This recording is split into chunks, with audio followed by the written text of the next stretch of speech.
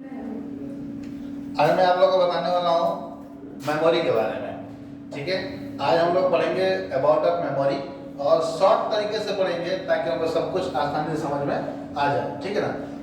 चलिए देखिए, पहले मैं आपको बताने जा रहा हूँ मेमोरी क्या है। सबसे पहला क्वेश्चन हम लोग का होता है मेमोरी क्या है।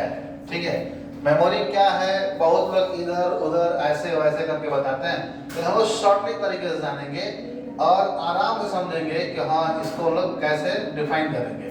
देखिए मेमोरी क्या होती है, यह डाटा को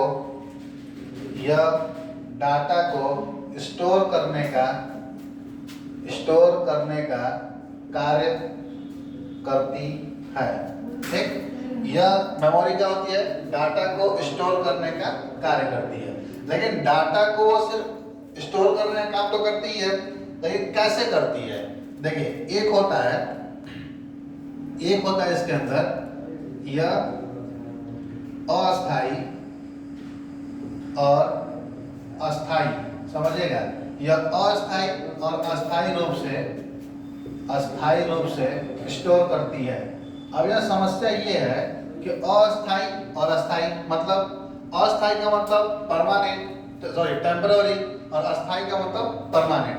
अब ये समझिएगा मेमोरी को दो भागों में बांटा गया है। मेमोरी दो भागों में बांटा गया है। ठीक है, मेमोरी कितने भागों में बांटा गया है, दो भागों में बांटा गया है। एक पहला मेमोरी है आपका प्राइमरी मेमोरी, बात समझिएगा, प्राइमरी मेमोरी। ठीक है, प्राइमरी मेमोरी।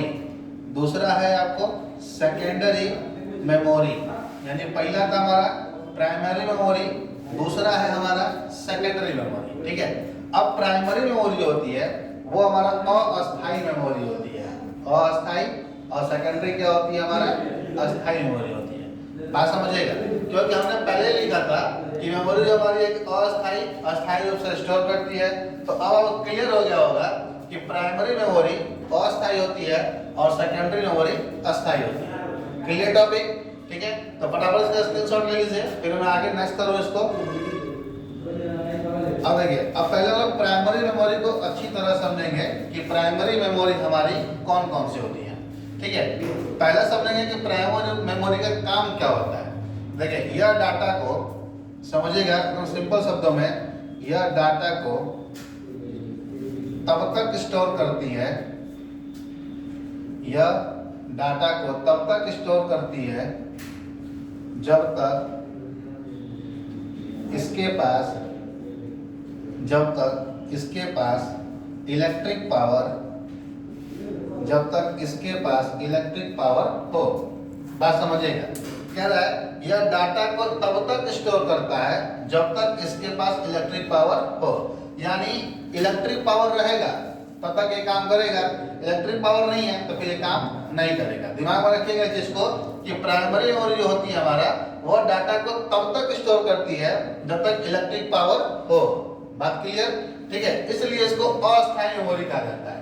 लाइट नहीं है, लाइट है तब तक तो डाटा इसके पास है, लाइट गई डाटा खत्म, इसकी वजह से कौन सी मेमोरी हो जाएगी आपकी, अस्थायी मेमोरी हो जाएगी।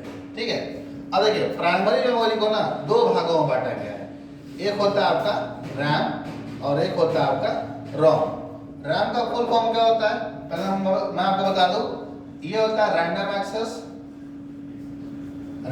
एक्सेस मेमोरी, और रोम का फुल फॉर्म होता है रीड ओनली मेमोरी। यानी हमारे पास दो तरह की मेमोरी होती हैं, किसके पास, प्राइमरी के पास। प्राइमरी दो भागों में बटे हुआ है, रैम और रोम। रैम का फुल फॉर्म होगा रैंडम एक्सेस मेमोरी और रोम का फुल फॉर्म होगा रीड ओनली मेमोरी। दिमाग में रख लीजिएगा, क्योंकि अक्सर ये आपको किसी भी एग्जाम में पूछा जा सकता है, कहीं भी। ये बहुत ज्यादा चर्चित क्वेश्चन है, हर एग्जाम में अक्सर लिया जाता है। ठीक है, तो बात क्लियर, तो फटाफट का स्क्रीनशॉट ले लीजिए। अब मैं रैम और रोम के बारे में बता रहा हूँ। ठीक है,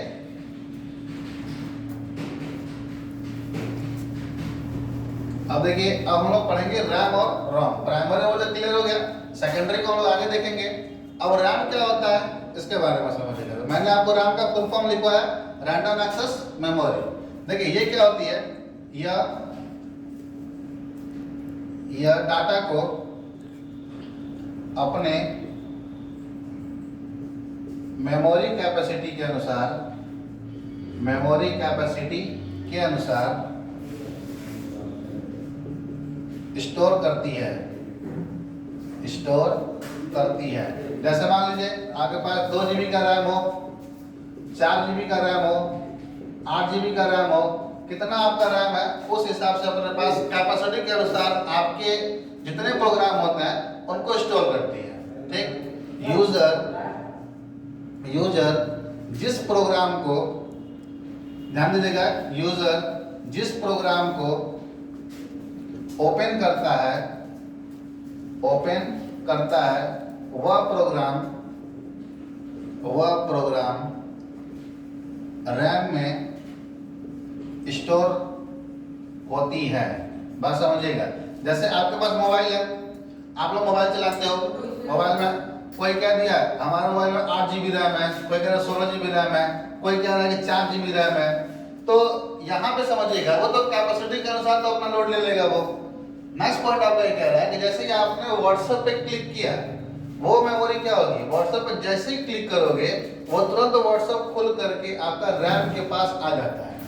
यानी जैसे ही क्लिक करोगे तो सिस्टम जो है, प्रोसेसर जो है, उसको परमिशन देता है कि भाई तुम रैम के पास आओ, तभी हम क्या करेंगे, उसको प्रोसेस करेंगे यानी चलाएंगे।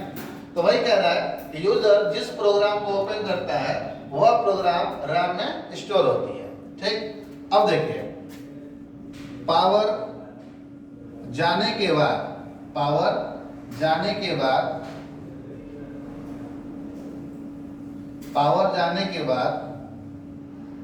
स्टोर प्रोग्राम रैम से हट जाता है। बात को समझिएगा।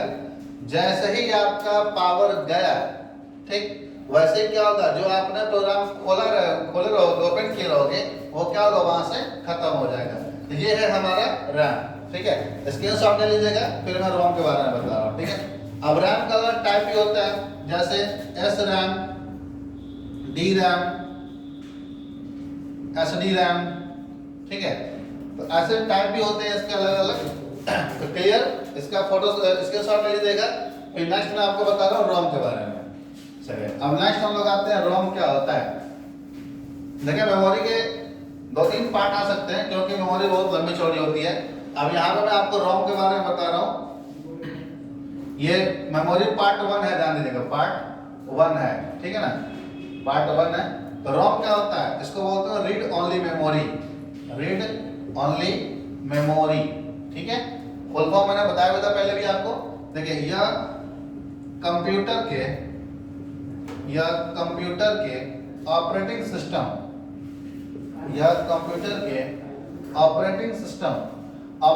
का मतलब विंडोज भी कह सकते हैं, जो आजकल विंडोज 7, 8, 10, 11 चला ना। यह कंप्यूटर के ऑपरेटिंग सिस्टम और सेटिंग को स्टोर करती है। बात समझिएगा, क्या कह रहा है, यह कंप्यूटर के ऑपरेटिंग सिस्टम और सेटिंग को स्टोर करती है। बिल्कुल मैंने तो आपको सिंपल बताया है ताकि आपको तो एग्जाम याद हो जाए और एग्जाम जो है क्वालिफाई कर सकते हैं आप। ठीक, अब रोम के भी टाइप होते हैं, जैसे टाइप ऑफ रोम कौन कौन से होते हैं।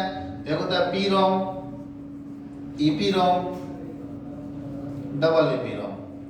ठीक है, हम लोग कौन सा यूज करते हैं, डबल ईपी रोम। ठीक है, तो बात समझ में आ गई। ठीक, ओके, क्लियर। तो इसका स्क्रीनशॉट ले लीजिएगा। Thank you.